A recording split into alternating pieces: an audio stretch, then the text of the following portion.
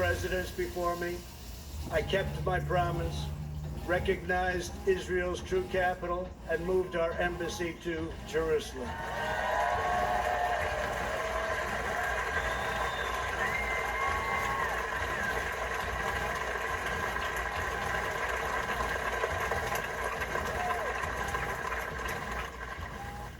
But not only did we talk about it as a future site, we got it built. Rather than spending $1 billion on a new building as planned, we took an already owned existing building in a better location. Real estate deal, right? And opened it at a cost of less than $500,000.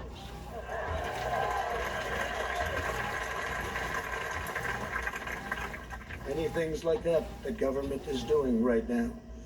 We also recognized Israeli sovereignty over the Golan Heights.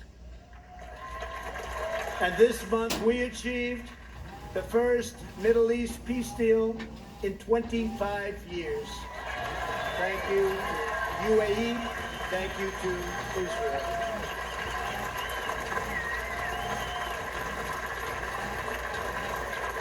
In addition, we obliterated 100% of the ISIS caliphate and killed its founder and leader, Abu Bakr al-Baghdadi.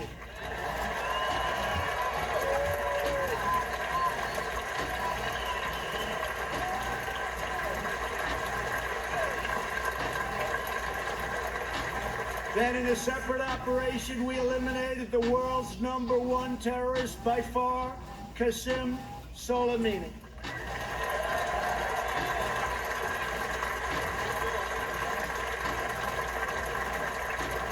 Unlike previous administrations, I have kept America out of new wars, and our troops are coming home.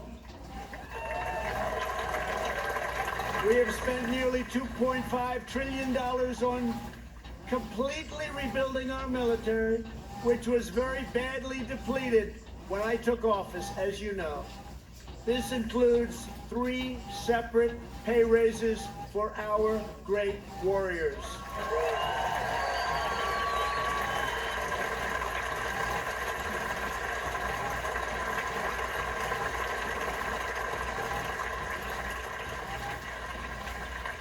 We also launched the Space Force, the first new branch of the United States military since the Air Force was created almost 75 years ago. We have spent the last 4 years reversing the damage Joe Biden inflicted over the last 47 years. Biden's record is a shameful roll call of the most catastrophic betrayals and blunders in our lifetime. He has spent his entire career on the wrong side of history. Biden voted for the NAFTA disaster, the single worst trade deal ever enacted. He supported China's entry into the World Trade Organization, one of the greatest economic disasters of all time. After those Biden calamities, the United States lost 1 in 4 manufacturing jobs. We laid off workers in Michigan, Ohio, New Hampshire, Pennsylvania, and many other states. They didn't want to hear Biden's hollow words of empathy. They wanted their jobs back. As vice president, he supported the Trans-Pacific Partnership, which would have been a death sentence for the U.S. auto industry. He backed the horrendous South Korea trade deal, which took many jobs from our country and which I've reversed and made a great deal for our country. He repeatedly supported mass amnesty for illegal immigrants. He voted for the Iraq War. He opposed the mission to take out Osama bin Laden. He opposed killing Soleimani. He oversaw the rise of ISIS and cheered the rise of China as a positive development for America and the world, some positive development. That's why China supports Joe Biden and desperately wants him to win. I can tell you that upon very good information. China would own our country if Joe Biden got elected. Unlike Biden, I will hold them fully accountable for the tragedy that they caused all over the world. It is until election day that Joe Biden is a Trojan horse for the liberal and socialist policies, in his words, Bernie Sanders and others in the Democratic Party. There are some, this is an extraordinary thing to see this in Washington as the fireworks spell out Trump on government grounds. There are some things the president said tonight that deserve some clarification.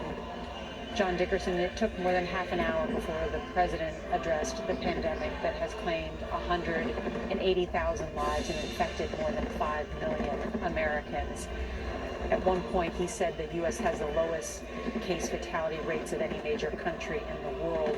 That is misleading. The U.S. has the highest death toll by numbers in the world, and as a percentage of the populations, Americans are dying at a higher rate than almost any other country in the world. The president also saying, John, we're focusing on science, the facts, and the data.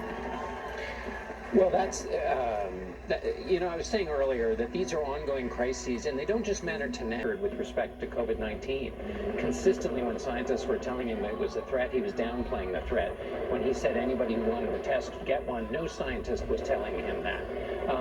His fight with his own administration scientists on hydroxychloroquine has been a version of this. Said basically the numbers are going down. Don't hype that there's going to be a summer spike, when the scientists were saying there's going to be a summer spike, and then it turns out there was a summer spike. And this again is important because in this particular instance, more than anything else, truth and clear information from a public official matters to people's health. One other teen said the administration doesn't have a pandemic plan long before anybody was talking about pandemics. So the final thing I would say, though, is to your point, they are coming for me because I am fighting for you. That's where the president is strongest. Turning Joe Against a man who spent 47 years in Washington. He behaves like such an outsider. Everything he does screams, I'm an outsider, even when he's sitting in the Oval Office. So I think it might be able to pull that off. Li Zhang is there on the south lawn of the White House for this extraordinary display of fireworks. Again, I just must mention on the National Mall on government property, a political display as part of a Republican convention. Leisha?